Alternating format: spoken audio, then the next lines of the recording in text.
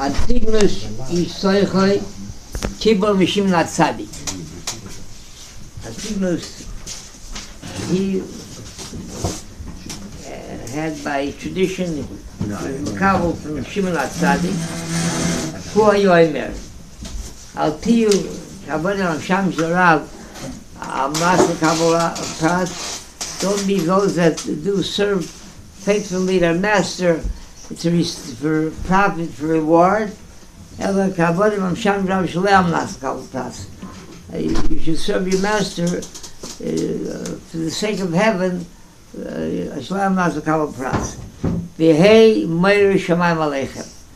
And the fear of heaven, you should be always upon you. You should always have in front of you that there's a Bani Shalom Almighty in the world, whatever you do. What's the smichas HaParshas?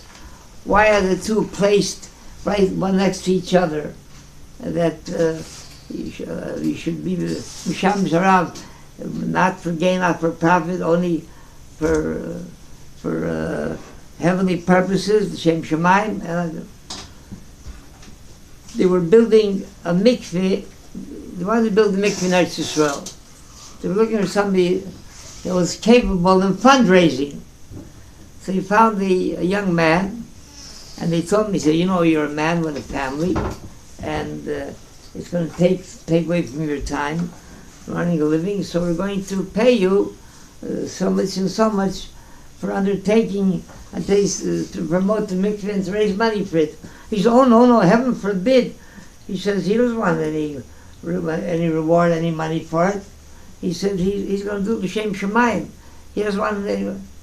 So the Chazon Ish told him, he said, listen here. He said, if you do it for reward, for payment, that will be l'shem shemayim. But if you won't take money, then you could do it for koved, you do it for honor.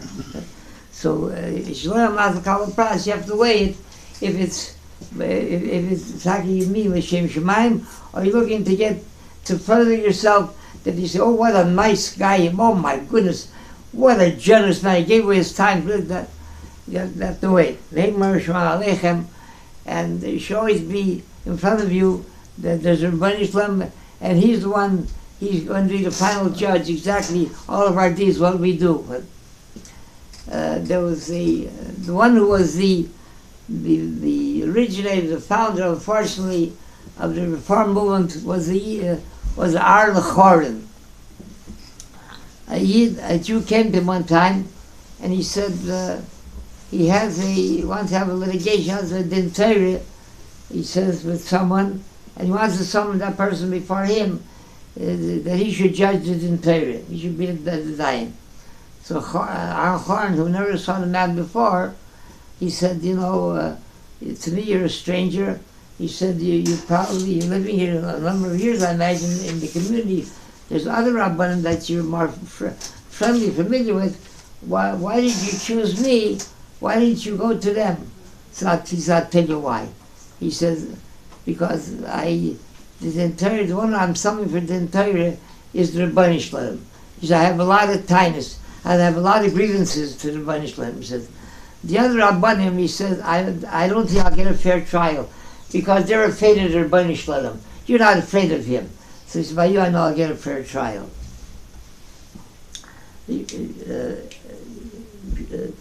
The Antikinas Agdola, they were Makabel the Torah, they were Makabel the Torah for the Nevi'im.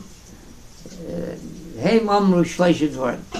The Antikinas Agdola, they said three things, Shleisha Dvar. One is heavy Mesunim Badin, that in judgment, in the Din Torah, you should be deliberate. Hamidus Hamid Parbe, he should have many disciples, Talmidim. Vasus Yagla Torah, you should build a fence around the Torah. Mesunim Badin, to be deliberate in judgment is very, very important. You have to make sure. The Gemara says, Tzedek Tirdoif. It says twice, righteousness you should pursue. So Rishami says that means to tell us that when litigants come before the dayanim, before the judges, you should make them repeat their all of their grievances, their kindness, at least twice. This way, there might be a discrepancy between the way he said it the first time and the second time. Mishunim badin. There came a din Torah before the Ibn Ezra.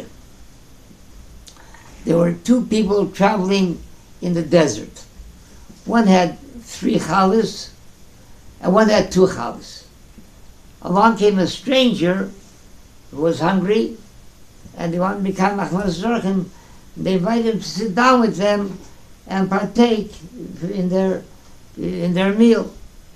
So the one, he sat down, and they had between them 3 and 2, 5 challahs, and all 3 of them ate up all the 5 challahs. In gratitude, appreciation, he took out 5 coins, 5 gulden, and he gave it to them. He said, "You divide it between yourselves." The one that contributed to the pot 3 challahs, he said, "I gave 3 challahs, I have to get 3 coins. You gave 2 challahs, you have to get 2 coins." The one who gave the 2 challahs said, "No."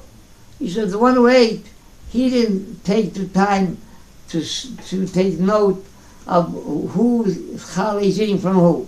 He ate evenly. He ate from yours and from mine the same thing. So we have to split. I have to get half the pot, and you have to get half the pot. 2.5, 2.5. So he came to Ibn Ezra. They couldn't be sitting between themselves. They couldn't decide.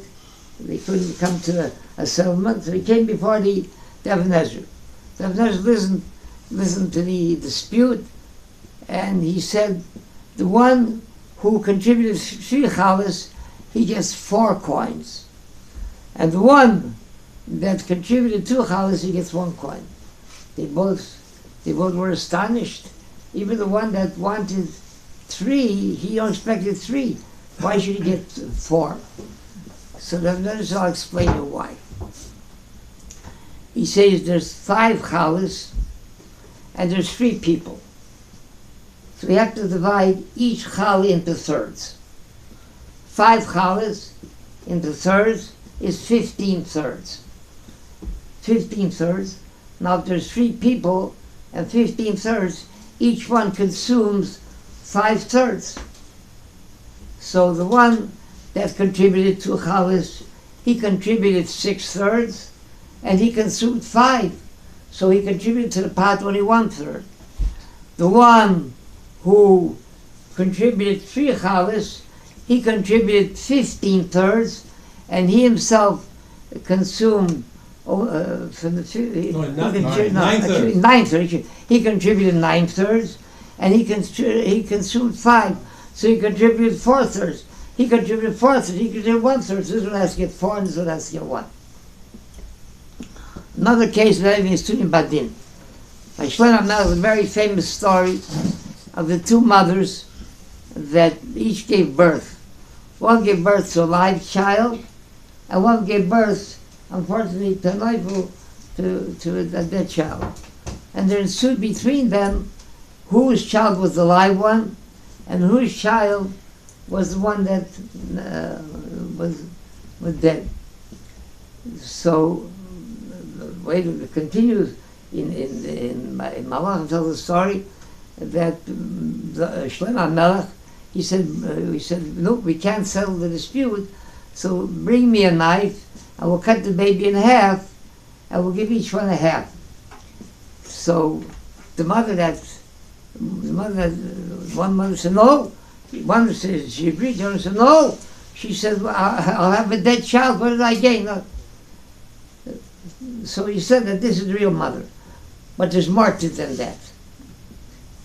The Malbim said like this: what's important to a person, this is the Chochmah Shlomo Melech. What's important to a person, that comes forward in their mouth first. So the way they presented the argument from this alone, the wording, the way they worded, expressed themselves, that told them who was the real mother and who wasn't. One mother said like this: B'nei hachai u'b'nei chames. She gave preference to the living child. B'nei chames, and yours is the one that passed on. The other one reversed. He said B'nei chames u'b'nei achai. So, to the one who unfortunately gave birth to that child, to her the important thing was not so much that she should have a live child. She can't forget that somebody else should have a live child and she has a dead one. So by her saying first, B'nai Chames, that's what Shlomo Melech, that her child was the one that did. The other one who said first B'nai Achai, B'nai Chames, so she was the one that gave birth to the. What he then, it was only a final test when he said about the knife, but from the wording itself, he knew itself. Klein ben Akash Oimer, Lotz HaKadosh Baruch Hu Zakish Es Yisrael, Lefito One or two rabbis. Shenema, Anu Chaviz Ma'asim, Yagu